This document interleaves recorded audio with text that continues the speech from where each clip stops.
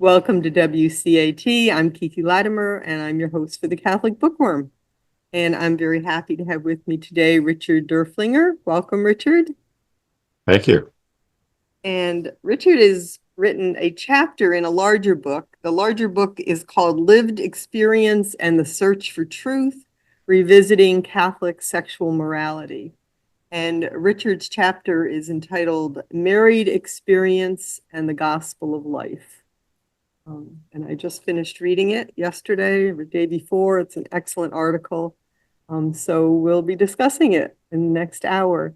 Richard, how about you start us off with a prayer? Certainly. In the name of the Father, and the Son, and the Holy Spirit. Amen.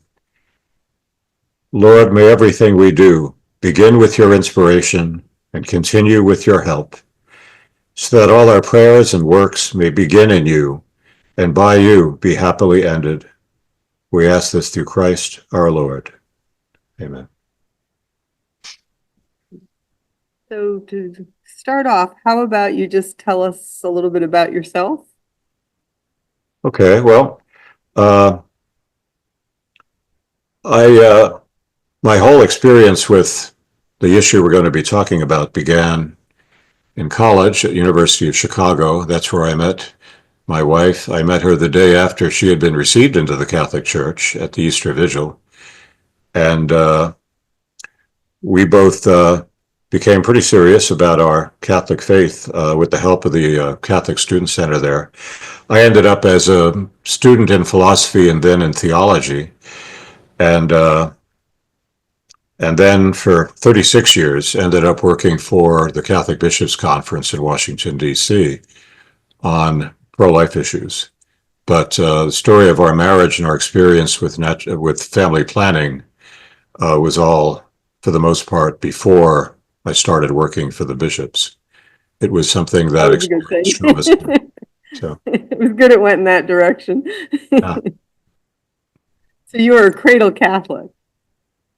I am, yeah. My whole family is very much Catholic, and you know it's kind of amazing to me in retrospect that both of us, my wife and myself, became more serious Catholics at a very secular university, but that was with the help of the Catholic Student Center and good friends, and with the help of the reading I was doing. I was doing some off-course reading in people like St. Thomas Aquinas, and I was originally a philosophy major, and people kept mentioning Thomas Aquinas, and I said, well, what is this guy about? And I thought, well, he is as brilliant a philosopher as anybody I ever heard of, and he's got God too. He's got openness to the transcendent dimension of life. And that was one of the things that helped make me more serious about learning my faith and becoming a graduate student in theology. That's interesting. My husband and I are not brought up Catholic. My mother was a fallen away Catholic by the time I was born. And my husband's mother also left the church after a divorce. And so neither one of us were brought up Catholic. But we also discovered the Catholic faith while at a secular university. But it was interesting. We kind of did things the other way around for a while, but I'll mention that more. But so you came to the whole issue of contraception at the beginning of your relationship. What is your wife's name? I know it's Leanne. Leanne. And it was a bit of culture shock when our two families met, because I was a East Coaster coming from Long Island, New York, and she was from Olympia, Washington State. And when our respective parents met each other, said, why do they talk so funny, for one thing? But they ended up adjusting to us. So, and we got married. It's going to be 48 years in June. And I think the decisions we made about moral issues, about family planning, are among the reasons why we're heading for a happy 48th. So something that I was happy to write about. What were your initial beliefs about contraception? Were you on the same page with it? How did you start off? I was kind of clueless. My original education in religious studies was at the University of Chicago Divinity School, which is by and large a sort of liberal Protestant uh, divinity school.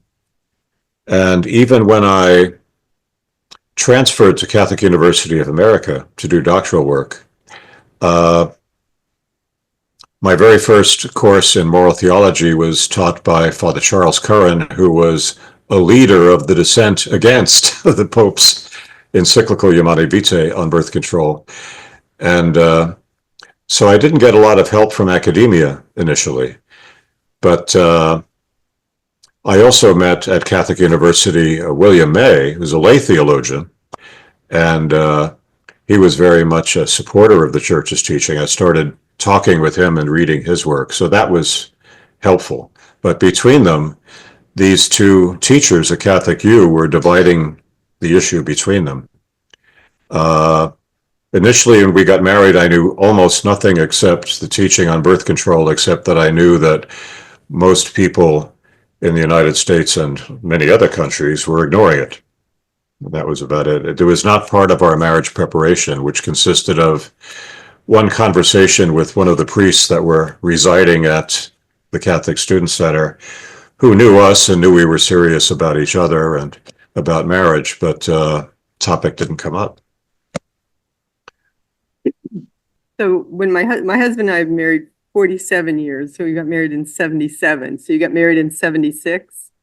I got married in 77. I'm looking forward to the 48th now. So yeah, we had our 47th anniversary this year. Yeah.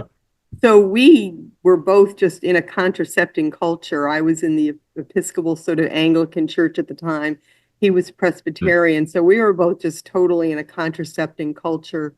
And I'm always fascinated. I don't think contraception is easily accessible by natural law. It never even crossed my mind that there was anything wrong with it. We had 7 years of college ahead of us. It was just the thing to do. And we weren't Catholic, so we weren't hearing even the dissenting, the dissenting view. You were just out of the system.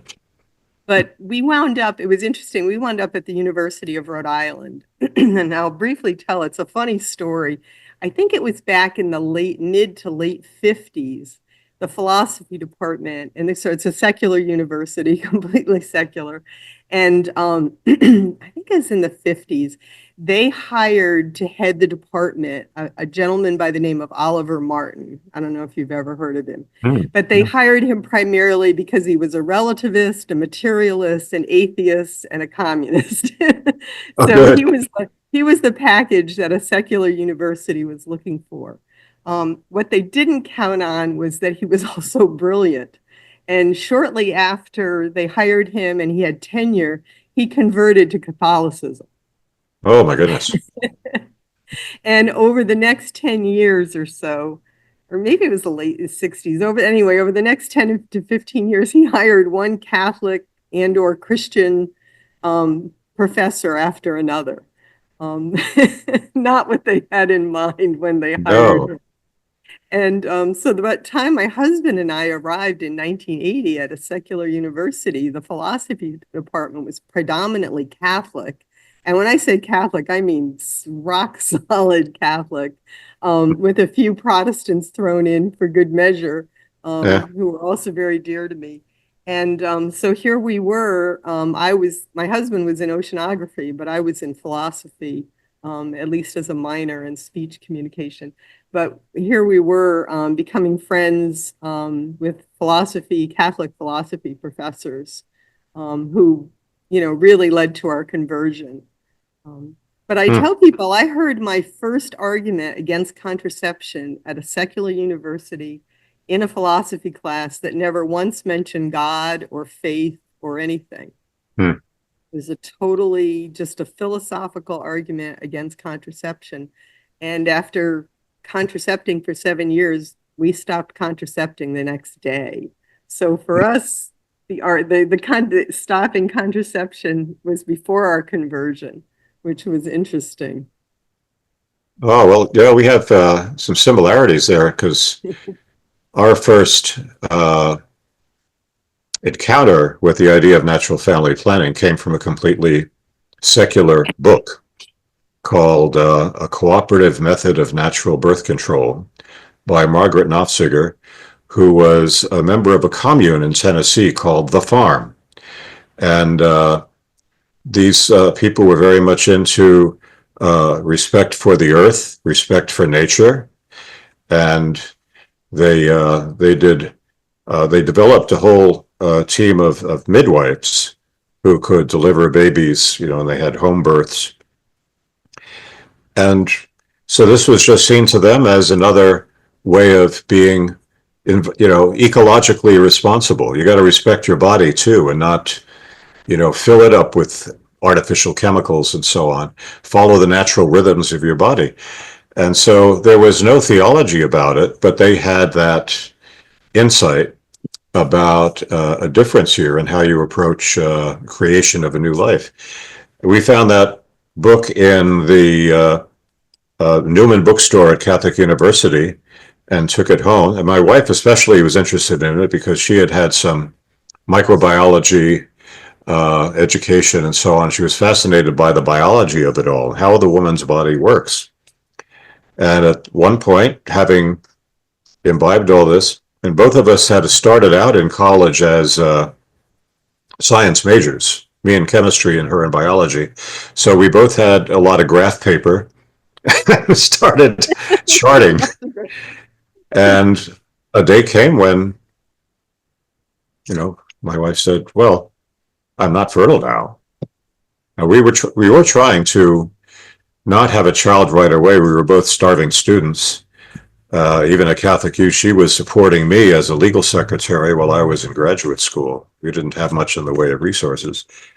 But when we first got married, as you say, it was a very contraceptive culture. And all we knew about preventing, having a baby right now was going to the student health clinic. And my wife came back with a prescription for what was then the most popular form of the pill.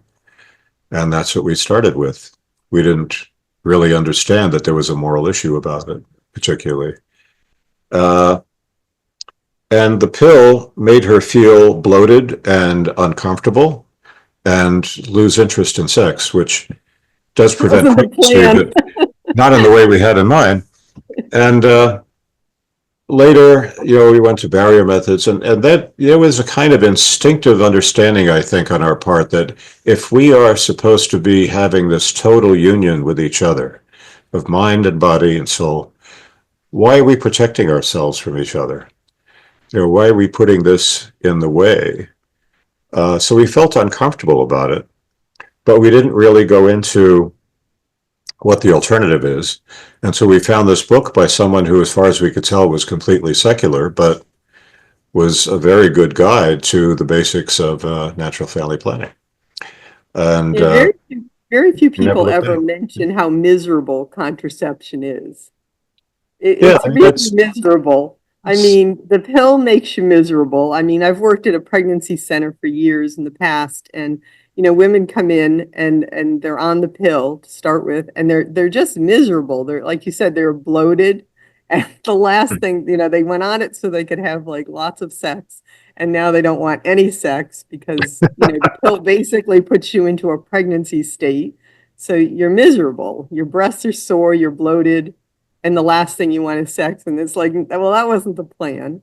And then, condoms, spermicides, they're pretty rotten. They don't make you feel sexy, that's for sure. There's nothing sexy about contraception. And it's interesting because that's the point of it, and it defeats its purpose to begin with, Yeah, it's and I don't think people, well, I mean, I think many women experience that, but they're not focusing on whether there is a viable alternative. And to us, it came from experience more than from prior moral conviction that this is a better way to live. So it's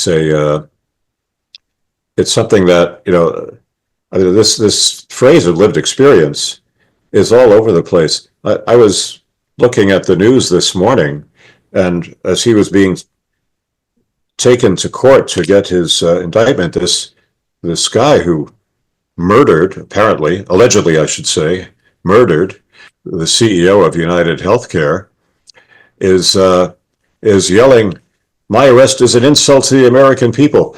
This is lived experience." Say, well, how do it's just a mantra.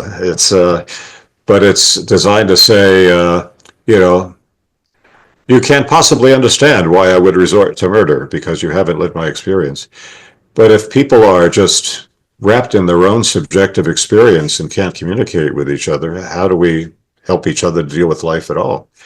So it's something that's worth responding to because every experience is I won't say filtered through, but it's taken up by someone who has previous experiences and previous convictions, and that's an enormous influence on what experience does for us and what attitude we take to it.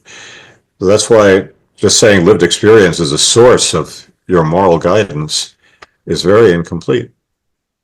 It is, because I mean, we have our subjective feelings, but obviously they have to be checked. You know, our feelings, first of all, feelings are so fleeting, and lived experience is also fleeting. So we have to have some objective standard to measure it by, to say, you know, was my lived experience good or bad? I mean, because I mean, we all know we make bad choices and we have a bad lived experience, and we make good choices and hopefully we have a good lived experience, but just the lived experience in and of itself isn't enough. No. I mean, John Paul II was, you know, very clear. There was the, you know, that you had to have the heart. The heart had to be there. Our feelings are important, but it had to be checked by objective truth. You know, going back to Thomas Aquinas there, you know, we have to include Thomas Aquinas and Dietrich von Hildebrand and bring them together. The importance of that. Yeah. It's and it was our experience with natural family planning that brought us to a stronger conviction about the church's teaching because it just seemed uh, to improve our relationship with each other because it demands respect for each other. It demands respect for each other's bodies and for what your body is doing right now. And when and it never gets in the way of your union with each other. Now, there are times when if you don't want to have the chance of conceiving, you are not going to have sexual relations.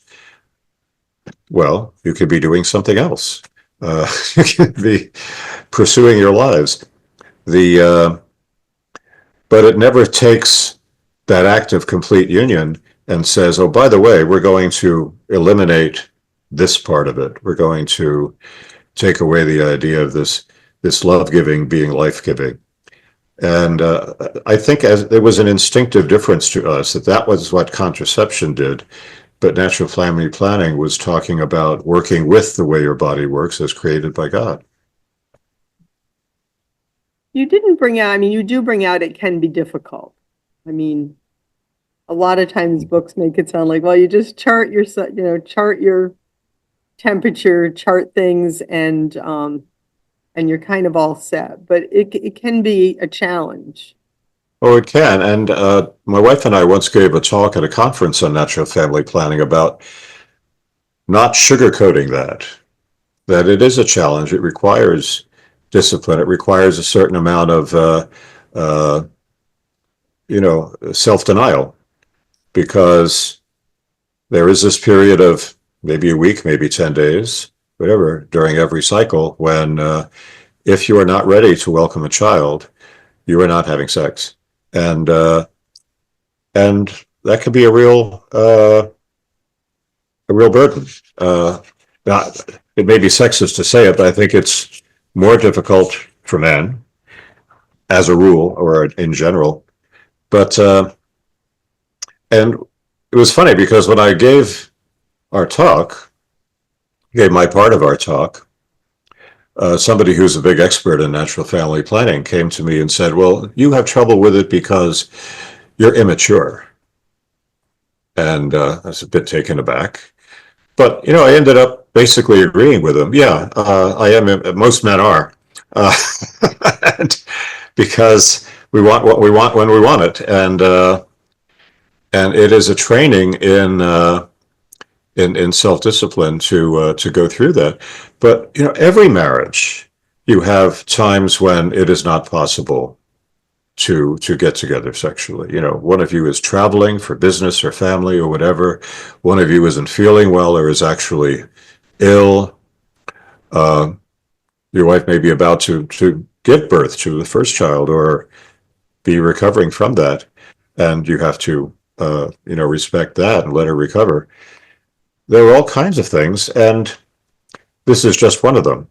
But if you don't train yourself in being responsible, then those other forms of waiting, which happen to everyone, are going to be things you're totally unprepared for and are going to be more difficult. At least you're training yourself on a regular basis to have some self-restraint. I But find it interesting that you say that you think it's most difficult for men.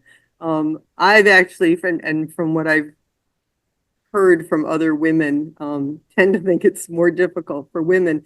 And this is a point that I've yet to see in any book that I've read on NFP, and that's the basic idea that women really want to have sex when they're ovulating.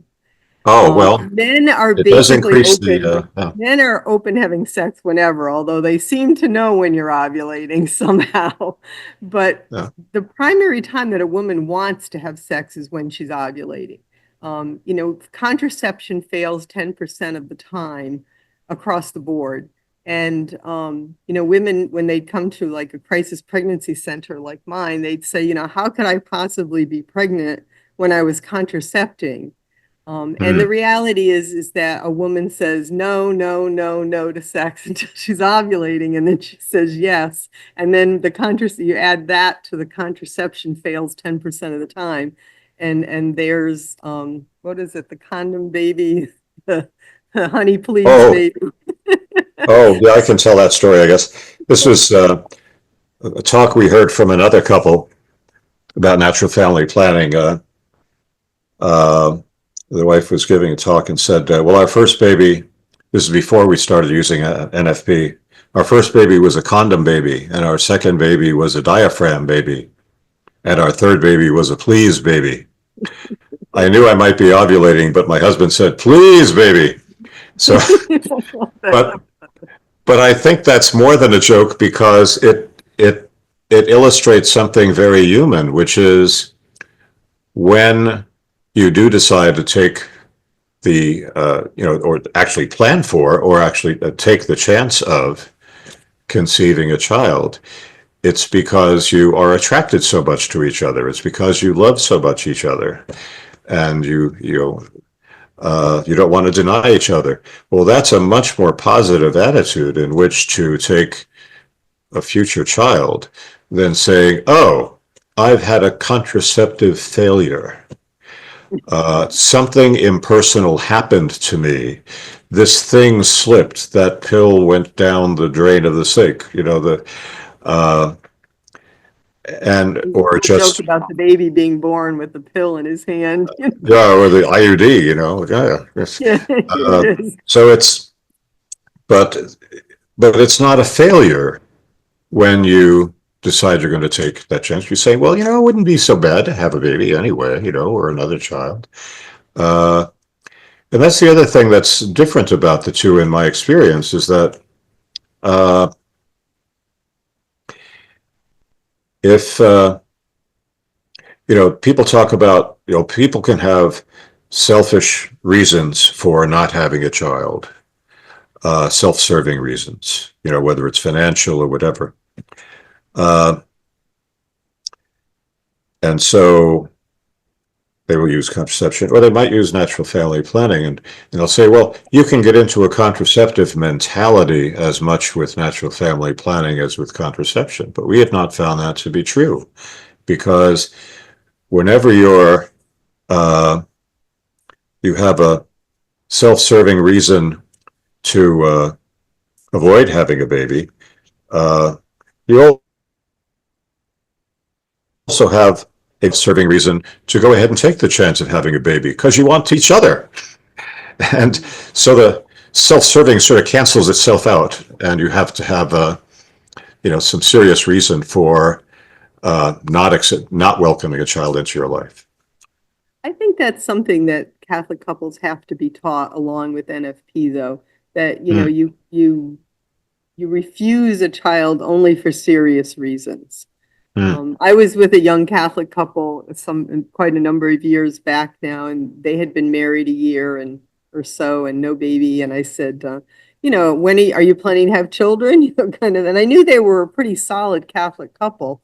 mm, And it was like, yeah, after we get a new car and we get the down payment on the house and we get, and I was like, wait a minute, you do know that you still only use NFP for serious reasons. You don't say no to a child because you want a new car mm, first. And they were surprised. They thought there was nothing wrong with what they were doing. They didn't plan to have children for a number of years.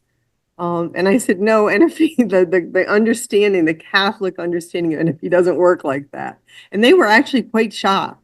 I mean, these were ah, daily communicants. These were serious Catholics, philosophy, theology students.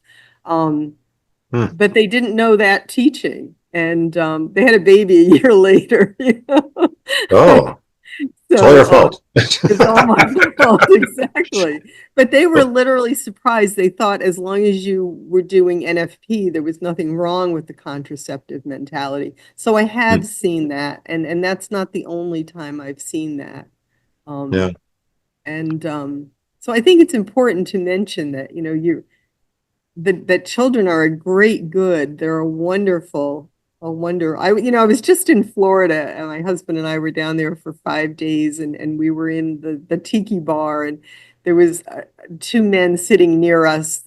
They seemed to be business associates, and the one man said to the other, "No, no, I don't have kids.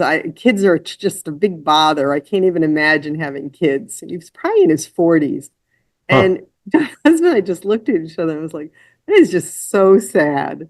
I mean, Mm. and I just went, wait till he's old, and there's nobody And around, alone, the yeah. children alone. I said, I just whispered across the table, you're going to die alone. And my husband knew we'd both heard the same comment. But I mean, we're in a childless culture right now. Um, Mm, a materialistic culture. We were talking about, China's one child policy and mm, how the Chinese people fought against that one child policy and they hated it. While at the very same time, the United States and Europe adopted the zero child policy. mm.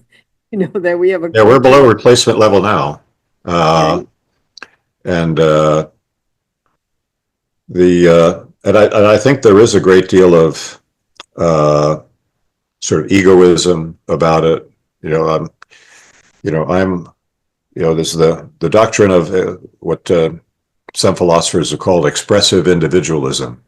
My job is to find myself, or if need be, create myself and pursue my own aspirations, and everybody else is a potential barrier to that, including any child I may end up with responsibility for. Uh, it reminds me of something I read once in a book about marriage by a Catholic theologian. He said, in any household with young children, the parents are growing up faster than the kids are.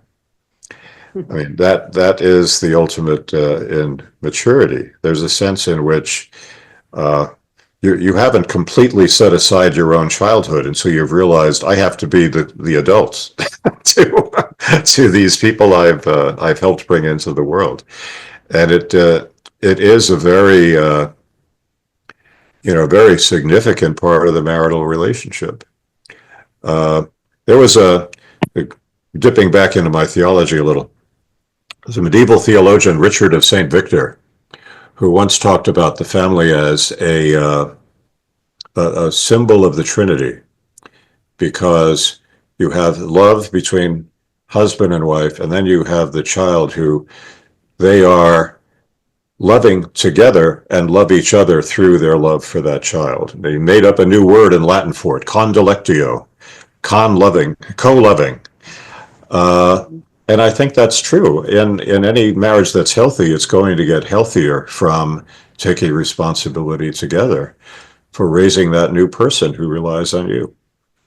And it changes your love. It really makes your love mature because, I mean, romantic love tends essentially to be a selfish love. We're just all this excitement and all. But a child really grounds you. Having children grounds you in reality. Hmm. And I love being around children because they keep my view of the world very new and fresh. And you get to Hmm. see it through their eyes. I mean, I notice when people aren't around children, they get very set in their ways Mm-hmm. and just see the world in the same old way day after day. But if you're around children, you're pushed to see the world in a new light Hmm.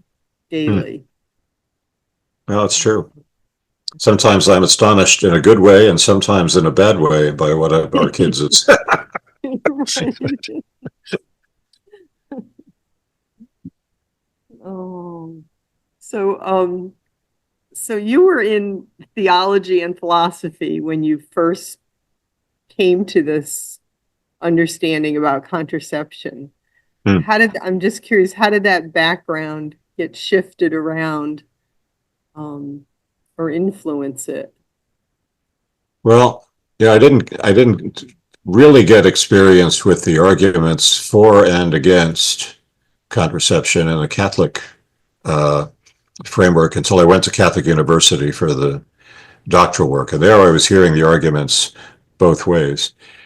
But lived experience came in as an issue there too, because I started realizing that a lot of the people who were leading the dissenting party on this against the Catholic teaching were clergy, and a lot of the people who were most articulate and firm about supporting it were married lay people who would have had more lived experience with this and the alternative.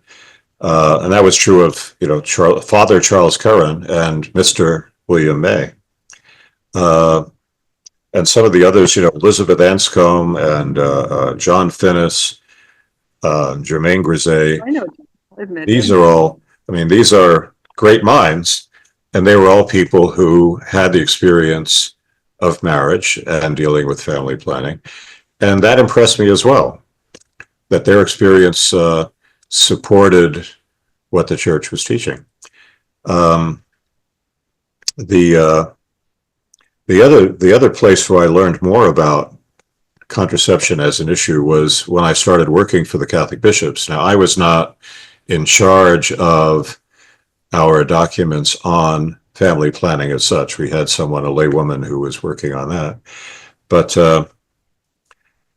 there was a point I guess it was in the 1990s, where there was a big push in Congress, and I was working on public policy, on federal policy. Big push in Congress for, well, let's reduce abortions. And the primary thing that was being pushed was let's have much more aggressive promotion of contraception, and that will reduce abortions. And my job was to research that claim. And what I found, somewhat to my surprise, there were many, many studies that showed that when a state or a country does that, and they promote contraception much more aggressively, abortions don't go down. They don't even reduce unintended pregnancies. Uh, if anything, the contraception tends to make people more, uh, less careful about what they're doing sexually.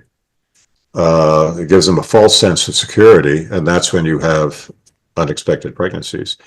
Even what was called emergency contraception, or the morning after pill. This is after sex without contraception, but you think, oh no, I didn't mean to do that. You take this pill. There were, uh, I think, about 14 studies on whether that reduces the abortion rate, and none of them were able to show that it reduces the abortion rate. The other thing I learned by working with the Bishops' Conference was about the mode of action of all these drugs, and some of them are sometimes, and some of them working often, not so much to prevent conception, but to interfere with the survival of the new embryonic child after conception. And in that sense, in the point of view of, I think very naturally, the point of view of the church, that's not a contraceptive, it's an abortifacient. So more and more, the link between contraception and abortion, where they were being seen as almost opposites, there were actually some serious links between them. And that was pointed out when Pope John Paul II did his encyclical on the Gospel of Life. So the more I delved into it, the more I was supported in saying, society is not looking at the facts here. That's lived experience too, is when people do serious studies of what's happening in the population and they find out they're getting an unexpected result. And also, I mean, I don't know if you've ever seen the film The Abortion Providers, but abortion provider Carol Everett, she ran the largest abortion clinic in Texas for quite a number of years, and before she became pro-life.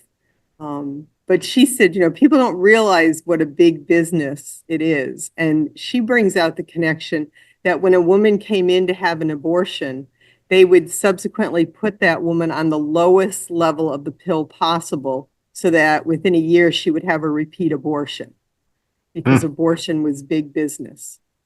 Because they know, as I was saying earlier, that contraception across the board fails about 10% of the time. And women want to have sex when they're ovulating. So bingo, you've got 10% of an abortion rate when you have contraception. And it's a huge business. It's a huge business that's linked to the drug business, the pornography business, the sex trafficking business. It's all interconnected. And so that's what they would do. So yeah, no, contraception does not lower the abortion rates at all. And in many cases, we find it increases. And that was another thing. It was a study of all the states that had contraceptive mandates, that contraception had to be covered in all health insurance. And did they have a lower abortion rate than other states that didn't have that mandate? And the answer was no, sometimes higher. And as you mentioned, many are abortifacients. They don't prevent conception, they prevent the pregnancy from continuing. Yeah. So you have a monthly abortion, basically an at-home monthly abortion. Yeah, I think with the daily use of the pill, that's probably less likely, but some of them, like copper IUD, for example, it's readily promoted saying, if you've already conceived, it's going to prevent that embryo from, implanting in your uterus. It'll just get driven out. So, if you read the package inserts on some of these things, they actually will tell you that. I mean, if you think about it, it's such a sad way to live your life, rejecting life monthly, I have a friend who is a feminist pro-lifer who said, why if I'm trying to meet my, family goals, do I every month turn my body into a toxic waste dump? But that's a very, vivid way to describe it. But they are intrusions in your body. As you say, they mimic pregnancy so that you can't get pregnant for real. But they also mimic pregnancy. I want to mention to women out there, they mimic pregnancy times like 200. So, being pregnant's usually not nearly as miserable as being on the pill. Mm, Um, yeah. It's it's much worse. You're really sort of almost pushing your body into menopause, which is mm, much more yeah. miserable. Um, yeah. So I think, for many, many Catholic couples, you have about natural family planning, you have something similar to what G.K. Chesterton once said about uh, Christian life in general. Uh, he said, "It has not been tried and failed. It's been found difficult and never tried." And and I wish people would give living this way a try, because we think it's enriched our relationship and enriched our lives. Uh, I mean, one of the but complaints about this is resistance. contraception has been that most of it's all on the woman. You're either messing up your body with the pill, or you're having an IUD inserted, or spermicides. Um, and it's primarily her responsibility. And NFP really forces you to work as a couple. It really invites you into this space of a shared responsibility, which is a nice basis for marriage. Yeah, and the reactions my wife's body had to contraception. I mean, I was feeling guilty. Why am I doing this to her? I'm, because of what I want, I'm making her miserable My with mother these wound up these with side effects. tumors, So, and my mother wound up with tumors and a hysterectomy from being on the pill. oof. Yeah. So luckily she had the three of us before all of that happened. Um, but yeah, Yeah. and yeah, she actually almost died from all of that. So Oh, yeah. So luckily, I never went on the pill. I'm very grateful that that was because of her experience. I never even considered it. Um, ah, but I was very, very grateful. Everything changed when I learned about NFP. Everything just made sense and was much more peaceful, even though it was difficult and we had to figure it out. I want to mention to people, there's so many books available out there on how to do NFP and different ways to do it. And for most women, it's very doable. Um, I have a young friend who I know has been on the pill for a number of years now, and I've encouraged her to get off the pill because she's miserable. She's hmm, she's she's depressed. She can't sleep. She's having all sorts of symptoms of misery, but she's still hanging on to the pill. I have been able to convince her to take a look at all of her health issues mm, that are clearly connected to this terrible contraceptive that she's on. It's really sad. Mm. yeah. No, that's common. Uh, What about people who say what's the difference? I mean, okay, mm, there's the physical stuff, but on a moral level, on a theological or philosophical level, mm, you're doing NFP, you're doing contraception, you don't want kids right now. Why mm. not at least go the easy route and use condoms? Yeah, there's something that another Catholic writer, Donald DeMarco, wrote that had an impression on me, made an I know impression on him. me. Uh, I know him yeah. from Holy Apostles College and Seminary. Oh, that's right. Yeah. Yeah. Um, and he said, look, let's say you're having a party and your house isn't big enough to invite all your friends to that party. So you might invite some of those friends and and you'll leave others to be invited later. That's, very common. Well, what if whenever you had a party, you sent an invitation to some friends and sent a disinvitation to the others? Say, I'm having a party that day and you are disinvited. That is a much more negative view of your friends, and they're likely to have a more negative view about you. And it's a subtle difference, but it means it's the difference between, uh, taking this action that uh, could involve welcoming another human being and then chopping that possibility off or trying to, versus saying, we're not going to uh, exercise our power together to create a new human life right now, but you never interfere with your relationship to uh, try to disallow that human being from existing. Uh, to people who say, well, whenever it's the fertile period and you're not having sex, you're contracepting, I would say, no, I'm reading a book. You know, I'm watching TV. I'm going out to dinner with my wife. Uh, it's you are never interfering in that important union of yours to make it not do what it is designed to do. So, and that now people can argue about that as an abstract argument, but as a lived experience, it ended up making a great deal of sense to us. We never felt like we were involved in being disrespectful to this possible new life. And that's a beautiful thing. Mm, it is. Yeah, And it builds your love and your trust in each other. right. So later you spent a lot of time working in Washington, D.C. for Yes. the Catholic bishops.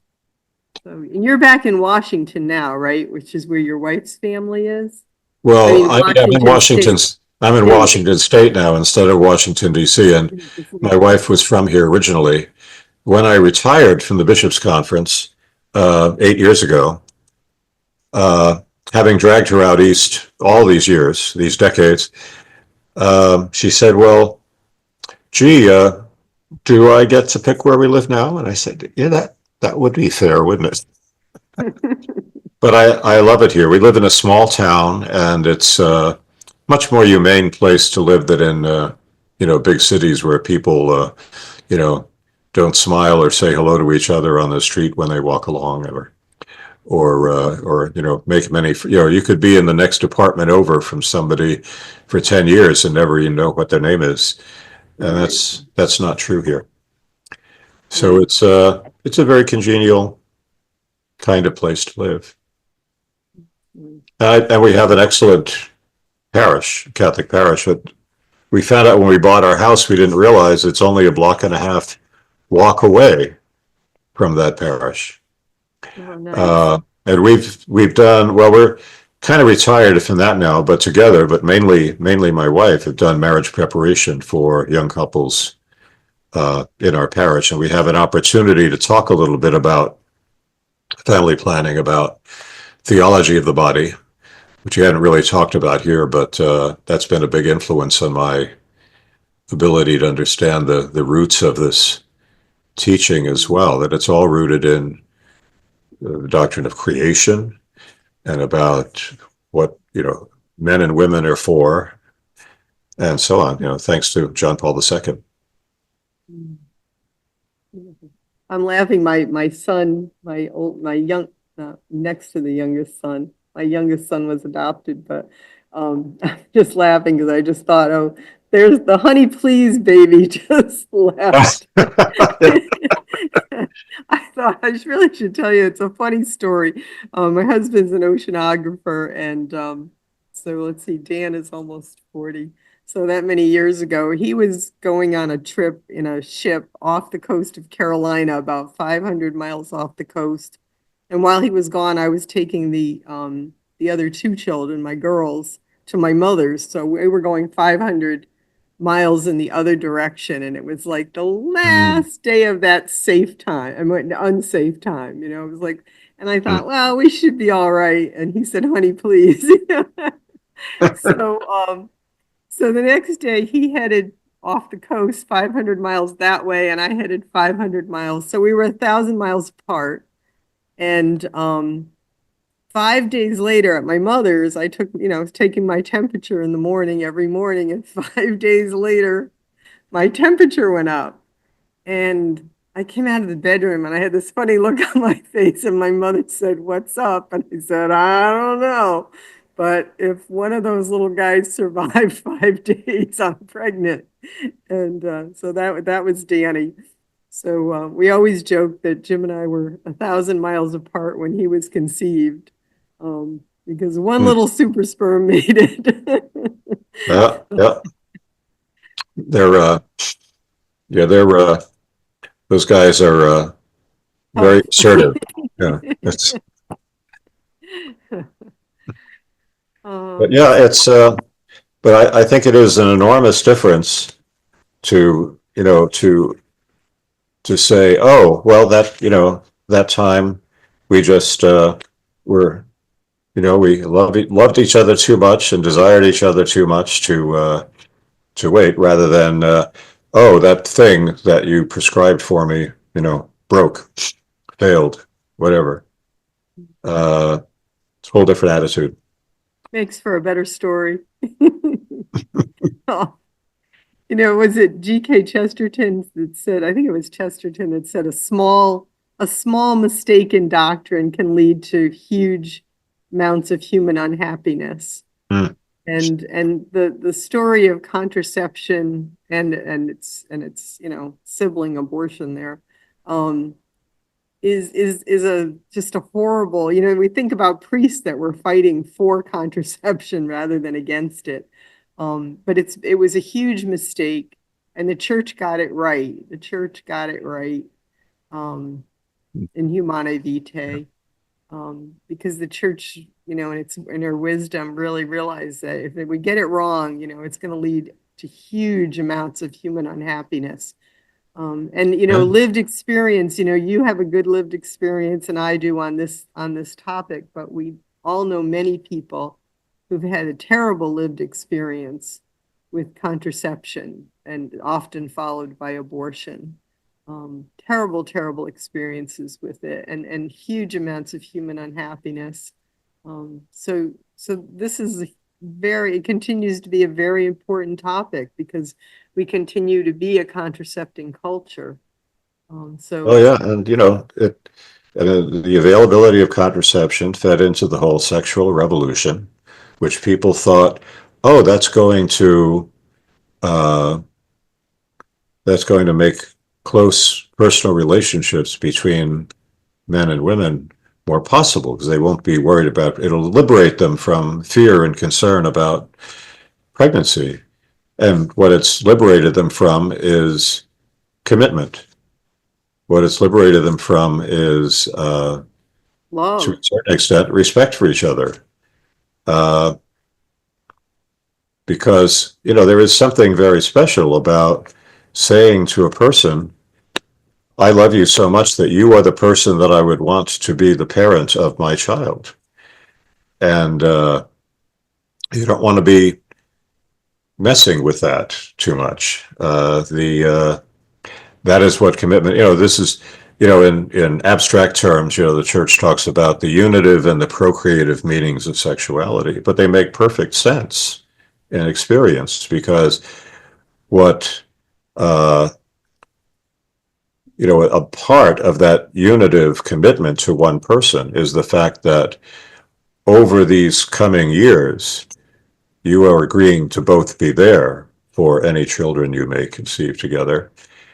And the procreative meaning about creating a new life, uh, that is intimately tied with the way you feel about your spouse. Because you're parents together, you have this common project.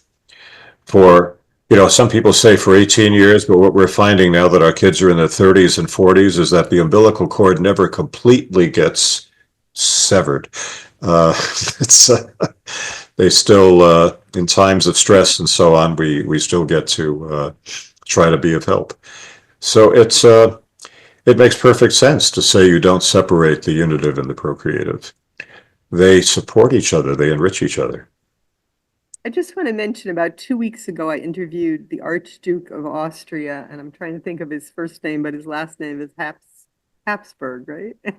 And he Ah, wrote a book about this called How to Build a Wholesome Family in a Broken World. Hmm. And for those of you listening today and just interested in the whole connection between properly dating and marriage, and family and just the beauty of having children. It's just an excellent book and really coincides really well with your lived experience article. Again, that's How to Build a Wholesome Family in a Broken World. Wonderful book. One of the best I've seen for really promoting the beauty of the family. Hmm. Um, and your book, this whole collection of lived experiences really is just really a wonderful collection. More geared towards the philosopher and the theologian, the whole book, but very accessible for lay people, which is what I've really loved about it so far, the chapters that I've read. Well, one article that very much impressed me was the one by Anne Maloney, who teaches theology at a Catholic college. But she talks about the students, the female students she's had over the years, who all came to college thinking, oh, now I'll be liberated from all those traditional norms and, moral principles and parents oversight, and started, having sexual relationships, generally very short relationships, and they're all miserable. Great many of them are anxious, depressed. Uh, some of them suicidal thoughts. I mean, you're going into an area where this is, by the way our bodies were designed, the ultimate commitment, and it becomes uh, a kind of a marketplace in which, you know, who Just wants use. to who wants to have you may change from day to day, and they feel like they have no self-esteem. And I mean, it was just a very sad and and moving account of the sexual revolution on just one little college campus. For a broader view, I would recommend the books by Mary Eberstadt, especially Adam and Eve After the Pill, because it's all about how Pope Paul VI's predictions about what ready contraception would lead to uh, have been thoroughly proved to be true.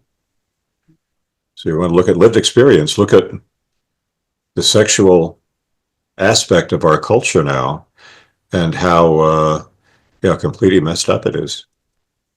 We have so many people now, they're not even dating, never mind not marrying, they're not dating, because they've Hmm. sort of gotten wind of the fact that it's miserable out there.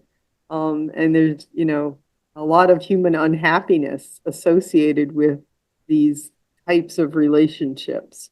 So, Hmm. books like this, articles like this are so important.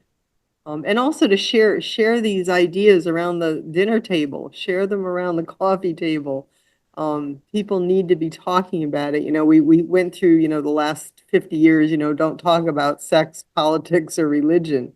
Hmm. We have to learn to talk about sex, politics, and religion properly, and to have proper discussions about it, and to be able to agree to disagree and not be miserable over it, but to just get our ideas out there because they're important.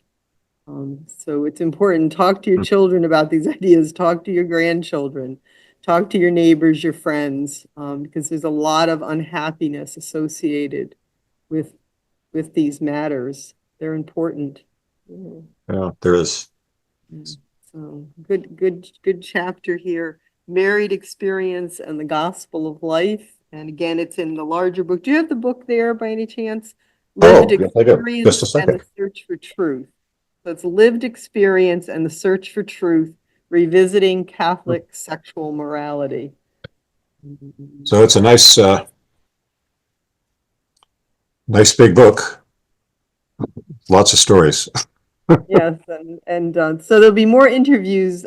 Each chapter is written by a different author, so there will be more interviews to come. So if you're interested, keep checking for them. I think I've got another one coming up on Friday, so great. Thank you so much, Richard. This has been a delight. I really appreciate it. Well, thank you. My best to your wife as well, and I thank her as well for your lived experience. And how about you end us with a prayer? Oh, the book. You can get the book through En route Books and Media, Mhm. and you can get the book through Amazon, of course. Was there Let's see. anything we missed that you There it wanted is. to mention? En route. En route. Oh, there it is. En route. There it is. En Uh, route. well, gee, I think we covered a lot of ground. I guess Did. that, I think this has to be a constant interaction between one's experience and one's understanding and commitment to, a view of the world, a view of one's life. And if you eliminate either one, you're going to be at sea, because what's being promoted now in the culture is a series of claims about the human person, about sexual aspects of the human person, that experience has shown are devastatingly harmful, especially to women, but to men and women alike. And so we need to be reflecting on that and figuring out, what kind of a person am I? How am I supposed to be living in order to flourish as a human person? And that is, the issue about human life in general, but it is also a major issue for all moral questions. And I think the Catholic Church has got the right approach to that. This was one of the things that came to me like a thunderclap one day, was realizing if the church is actually right about this most despised teaching, it's one of the more despised teachings, what is it wrong about? I haven't found anything yet. So, It's amazing. It's amazing. Um, how about you end us with a prayer? sure. Let us pray. Lord, by the light of the Holy Spirit, you teach the hearts of your faithful. In that same Spirit, help us to relish what is right and always rejoice in your consolation. We ask this through Christ our Lord. Amen. Thank you so much. It's been a delight. Gonna have to Same stop here. by for coffee the next time I'm north of Seattle. Oh, definitely. All our coffee And places in Lacana are locally owned. No Starbucks. no Starbucks. Good, good, because they support all kinds of horrible things. Thank you so much. And let Thank me know if you write something else. Keep in touch. Okay, thanks very much.